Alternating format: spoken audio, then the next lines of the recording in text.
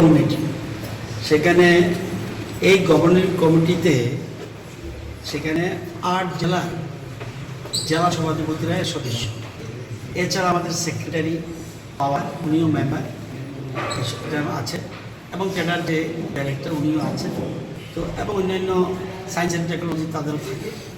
আজকে আমরা গত মিটিংয়ে কী করেছি, কী সিদ্ধান্ত নিয়েছিলাম, কি আমরা করতে পেরেছি এবং বাকিগুলি আগামীতে কী করব, এর জন্য একটা পরিকল্পনা। বিশেষ করে বিদ্যুতের উপর সবচেয়ে বেশি গুরুত্ব দেওয়া হচ্ছে।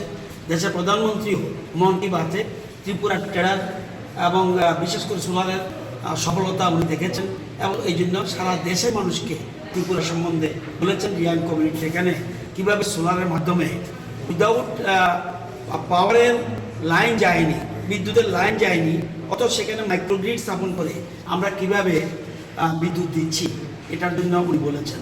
আমরা যখন পিএম কুসুম, আজ এটা আমাদের নর্থ ইস্টের মধ্যে আমরা নাম্বার 1 পজিশনে আছি। আমরা চাইছি সারা ভারতের মধ্যে 1 নম্বরে যাওয়ার জন্য, এবং সেক্ষেত্রে আমরা এই যে সেক্ষেত্রে পিএম কুসুমে যাতে কোনো ত্রুটি না থাকে, আরও এইভাবে কীভাবে কৃষকদের আমরা ইনভলভ করতে পারি, যাতে তারা জলসেচের মাধ্যমে, অর্থাৎ কোনো জমি যেন চাষের বাইরে না থাকে, এই জন্য আমরা চিন্তা করছি। সেদিন আমি ডুবে গিয়েছিলাম, একে বললাম তুমি সোলার লাগিয়েছো, বলে এই তো আমার সোলার, এই তো আমার পিএম কুসুম। তো পিএম কুসুম কী করছো, কয়টা ফসল হয়? বললো আশ্চর্য জিনিস, বলছে কয়টা ফসল না, 1 ফসল 2 ফসল 3 ফসল না, আমার জমি খালি থাকে না, মানে একটার পর একটা করছে, একটার পর একটা করছে, এবং লাখ লাখ টাকা রোজগার করছে। পিএম কুসুম যাতে কৃষকদের, আমরা প্রায় 10,000 টার্গেট নিয়েছি, এর মধ্যে প্রায় আমাদের 5,000 আমাদের কমপ্লিট করে ফেলেছি, এবং 4,000-এর উপরে কানি আমরা কভার করেছি সেচের আওতায়। ধীরে ধীরে এটাকে আরও বৃদ্ধি করছি। এছাড়া আমরা পিএম ডিভাইন অর্থাৎ একটা প্রকল্প আছে, যেখানে বিদ্যুৎ পৌঁছেনি, পিলার যেতে অসুবিধা হয়, লাইন যেতে অসুবিধা হয়, আমাদের ত্রিপুরার যে ট্রাইবেল এরিয়া বিশেষ করে সমস্যা, সেখানে আমরা পিএম ডিভাইনের মাধ্যমে মাইক্রোগ্রিড স্থাপন করে সেখানে কারেন্ট দিচ্ছি, কোনো পয়সা লাগছে না।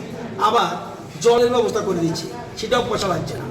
এছাড়া আমরা এখন আমাদের ট্যাডার উপরে, সোলার উপরে কীভাবে নির্ভর করছে, কৃষি দপ্তর বলছে ট্যাডাকে যে আমার যা পাম্প আছে তুমি সবটা নিয়ে নাও, আমরা পয়সা দিচ্ছি, ঠিক করে দাও, যাতে সোলারের মাধ্যমে মানুষ জলসেচ ব্যবস্থা করবে।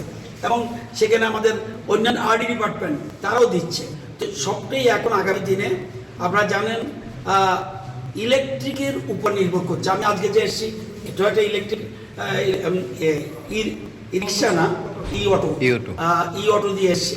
সুতরাং আমরা বিদ্যুতের উপর সারা ভারত পৃথিবীর মধ্যে এখন সোলারে আমরা 3rd 4th পজিশনে আছি সারা পৃথিবীর মধ্যে।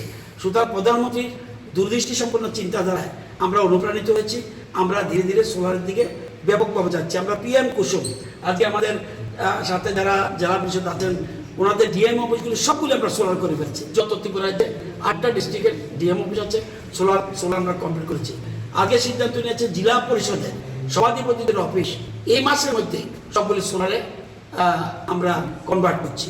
এরকমভাবে সব কিছুতে আমরা সোলার, যে বিদ্যুৎ পরিবেশ নষ্ট হয় না সেই বিদ্যুতের দিকে যাচ্ছি, এবং যে বিদ্যুতের শেষ হবে না কোনোদিন, অর্থাৎ যার উৎপত্তি, যেমন গ্যাস একদিন না একদিন শেষ হবে, বা অন্যান্য জিনিস শেষ হবে, সেই জন্য এই ট্রেডার গুরুত্ব দিন দিন বাড়ছে।